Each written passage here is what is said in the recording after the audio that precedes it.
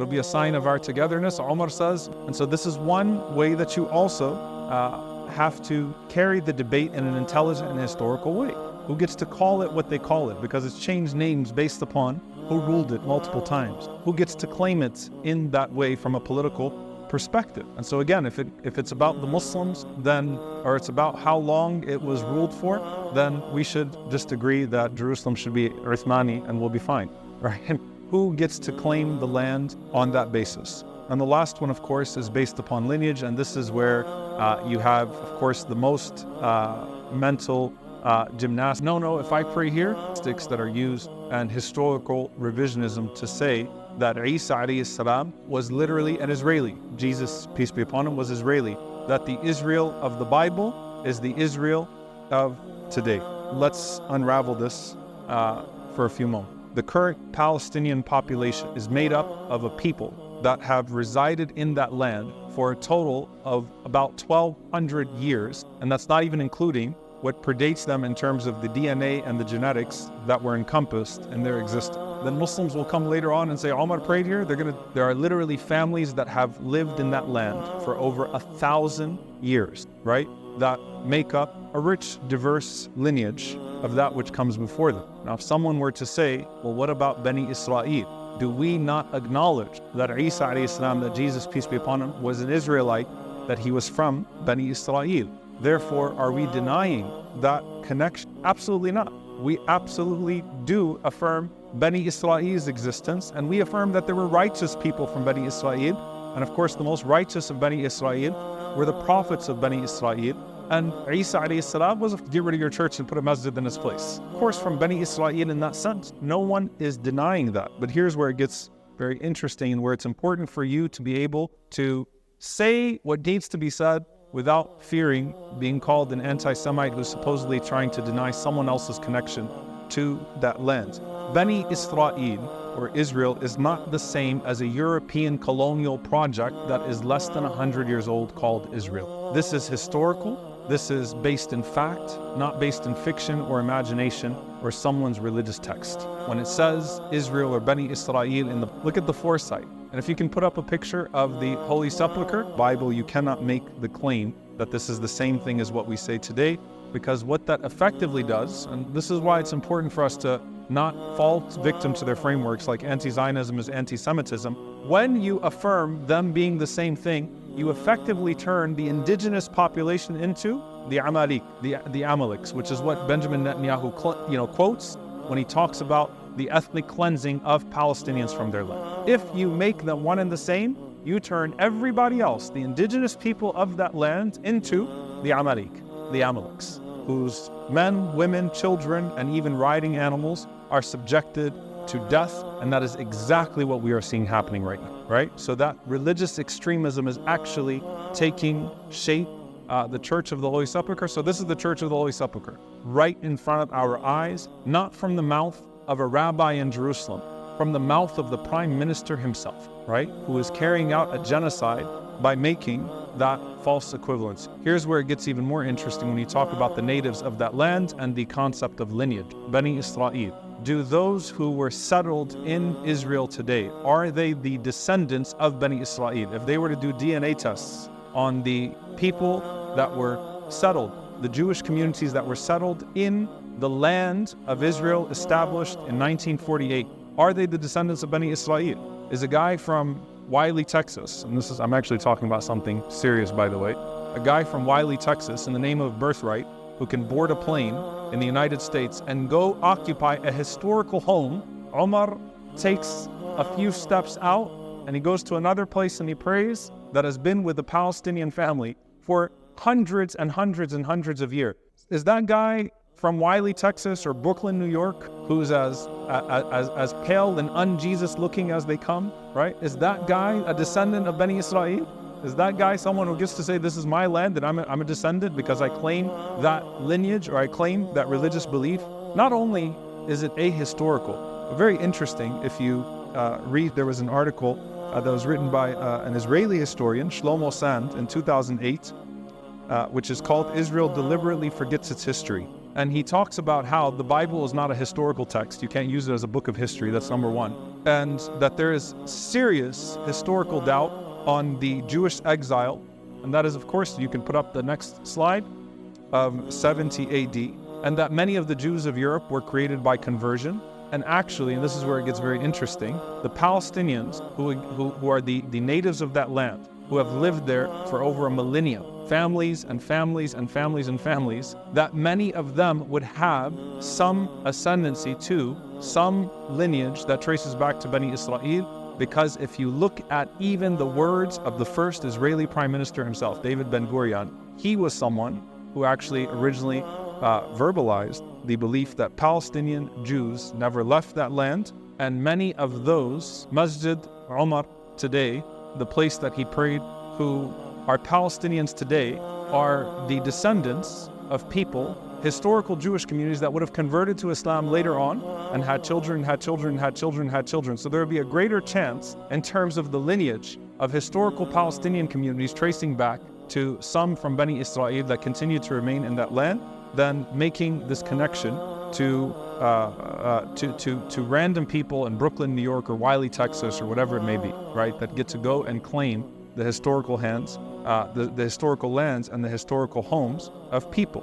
You'll also see, by the way, and I'll end with this, and it's significant because when you read history books prior to the establishment of the outside of the church state of Israel as it is today, you'll often hear or you'll often read historians write the words first century Palestine. You will see historians talk about Palestinian Judaism to distinguish it from Judaism in diaspora. And that, of course, will refer to the 2% of the population that was a historic Jewish community that was there before the state of Israel was established. They were not persecuted by the Palestinians. Jews were, of course, persecuted in Europe. And the Zionist project is an inherently secular project that was imposed on the Palestinian people. Umar ibn Khattab, who's a more dominant figure in Islamic history than Umar ibn Khattab? SubhanAllah, written on the mihrab and removed their connection to their land, removed their connection to their holy sites, and so much more. What do I want us to take back in conclusion? When people try to deny our connection to our holy sites, to our prophets, and they make it sound ridiculous for you to say something as simple and historical as Jesus a Palestinian, right? You need to know how to push back on that. And you need to be able to challenge it by circumstance, by creed, by history. That if there's any label that could be given to Isa alayhi salam outside, كلما دخل عليها زكريا المحراب وجد عندها رزقا, of a creedal title, then it would be that Jesus, peace be upon him, was a Palestinian, that Isa alayhi salam was a Palestinian. That doesn't mean he carried a hawiyah from Palestine. That means that do not dare associate Jesus, peace be upon him, or any of the noble prophets, including Yaqub alayhi salam, Israel, with Israel of today that carries out the murder of young Palestinian children named Yaqub, named Yusuf, named Isa, and is actively carrying out a genocide with support, unfortunately, from our government and funded, in many ways by Christian Zionists even, who have ignored deliberately the existence of historical Palestinian communities. We ask Allah to be with our brothers and sisters that are oppressed. The ayat, the verses of Zakaria alayhi salam in Palestine and all over, to be with the refugees wherever they are that resemble the prophets who for the most part were refugees. And we ask Allah to be with the Maryams and the Isas and the Ibrahims and the Musas and all of them that are under the rubble in Palestine, that are under the rubble due to the airstrikes, that are being starved off, that are living some of their most difficult days. May Allah give them an eternity of joy in al-Firdaus al-A'la and grant them shahada and grant them victory. Allahumma ameen. Jazakumullahu khairan. Wassalamu alaikum wa rahmatullahi wa barakatuh. Entering upon Maryam alayhi salam and finding the sustenance that was provided to her through divine means. So that's the first thing that we take. The second thing, which is actually really profound as well, is that when Umar radiallahu ta'ala anhu obviously restores what he restores, settles historic communities there in Jerusalem, and establishes Islam in the way that he established it so beautifully, is offered by the Christians in Jerusalem.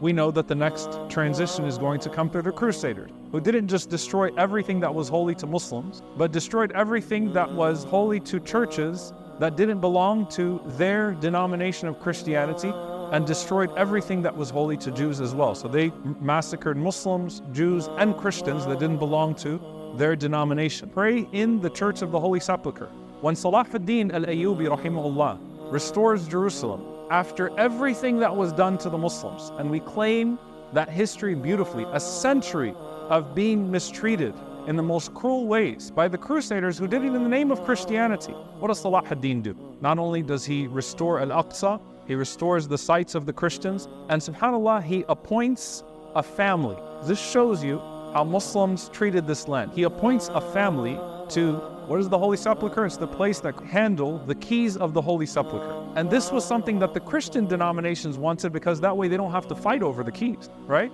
So if you have a Muslim, he's a neutral arbiter. Until today, I want you to look up Adib Judah, who actually holds the keys to that church. 850 years that key has transferred from Muslim family to Muslim family. They wake up every morning, they open the church for the Christian. That's not the story of Palestine that's being told to the American public. Christians believe that Jesus was crucified.